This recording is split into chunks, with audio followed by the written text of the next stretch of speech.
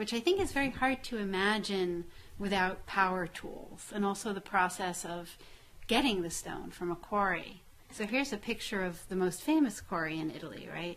This is the marble quarry, or one of the marble quarries in Carrara, Italy, which is where most of the finest marble for sculpture, especially in the Renaissance, came from. And still, as you can see, they do quarry marble from this area. And didn't Michelangelo get his marble from That's Carrara? right. This is where Michelangelo liked to get his marble because of its very pure white qualities. And you can see today they do use some power tools and electric things like a bulldozer. But at the time, the way it would work is that the very first step would be to dislodge a block of marble from the marble in the mountain.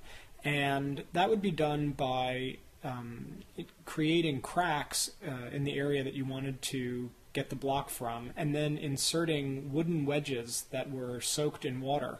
And as the water would cause the wood to expand, that is actually strong enough to crack the marble, and it would dislodge a large marble block. Right, so you have this wooden peg that's going into a crack and being saturated with water that makes the crack open more. Right. Right. And so you put a whole series of pegs along a line, and that'll create a large crack that will dislodge the block. And then removing that block from the cliff.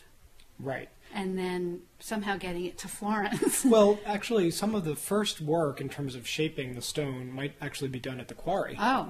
And so that way you're not transporting extra weight, since it's, of course, very hard to move. You might shape it down, block it down to its general shape, and then you might transport it in that way. That makes sense. For this reason, sometimes sculptors like Michelangelo actually started doing the work on the sculpture in the quarry, or in the town where the quarry was. And was this transported by river? That's right. They usually tried to transport these things by boat, rivers and canals, because of course the blocks being so heavy, it was easier to do it that way than over land. Right. So let's talk about the process and some of the tools that would be used. As we said, first step is you get a block out of the mountain, but then the next step is that you want to shape the block down to the general shape of the sculpture that you're making. And here's the tools. These are modern tools, but they're essentially the same as the tools that were used in the Renaissance. And the first step, as I said, is to just get the shape of the figure, and for that you're going to use the tool that looks just like a giant pick, which is this one right here. You're going to use that with a large mallet, a sledgehammer, and all you're doing is cutting away the extra marble that you're not going to use. You're just getting the general shape of the sculpture.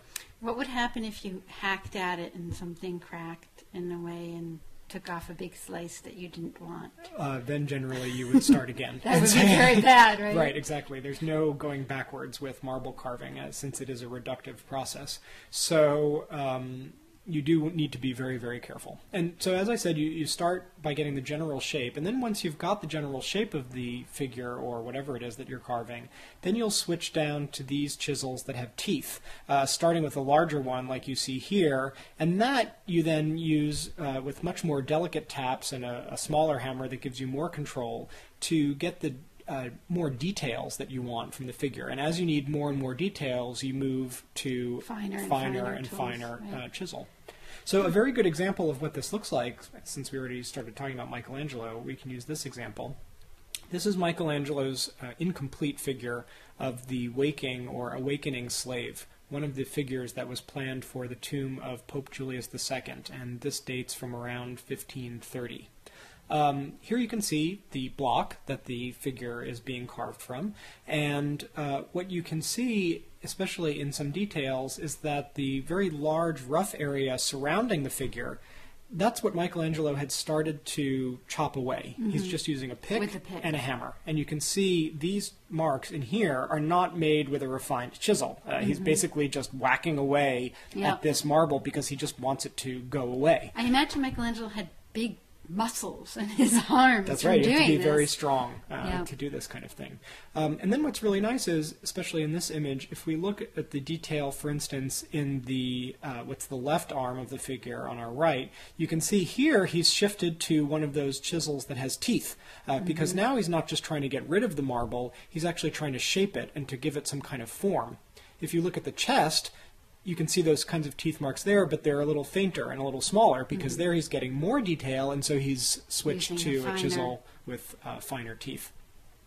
Here's a detail of the face, and again you can see the same different kinds of chisel marks that we were talking about a minute ago. These, which are just made with the pick to get rid of the marble, and then here where it looks like it's been scratched with a fork, those are the kinds of areas where he's using a chisel with teeth to shape the figure some more.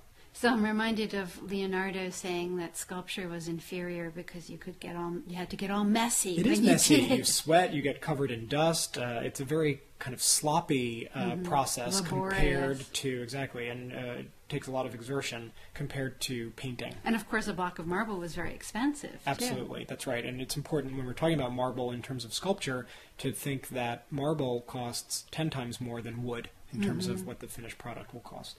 I also want to look at this detail again because this, besides talking about marble carving in general, this incomplete figure gives us a window into Michelangelo's particular approach to sculpture.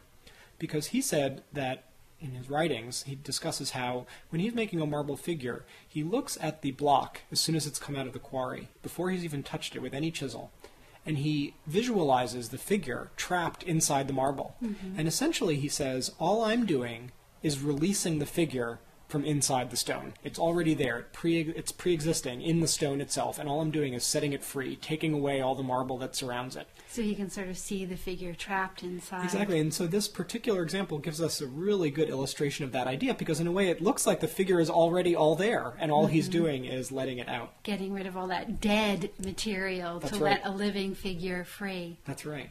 And now, of course, as we said, this is an incomplete figure. This is not a finished sculpture by Michelangelo, but and he did that a lot, didn't he? There is a lot of sculptures by Although Michelangelo. you can sort of see, incomplete. given the process, why one would leave them incomplete. It's so difficult. They would take so long. That's right. And he had patrons making so many demands on him. So many different demands, that's right. But luckily, in a way, we have figures, different sculptures at a lot of different stages of incompletion. And so we can really see how he progressed along the way. To switch to a different sculpture, this is the so-called Doni Tondo from about 1505. And here again you can see the different kinds of chisel marks, for instance, rougher, coarser ones here on the chest, much finer ones on the face where he started to get much more detail. And what I really want to emphasize, though, is that when Michelangelo's sculptures were actually complete, in other words, when they were signed and on public display, like the famous Pietà in Rome from the 1490s, they had an incredibly high polish. There were no more chisel marks at all, because you progress through the finer and finer chisels, but then the last stages are going to be that you sand it down, and then also that you polish it with leather. And so it gets this kind of very, very pristine, glossy, smooth finish. And when you're looking at something like this, it's hard to imagine even that it was carved with a hammer and tools. Look at the flesh or the fabric on her head, and it seems to transcend the medium. So there are really two kinds of sculpting processes. One is an additive process, right? That's right.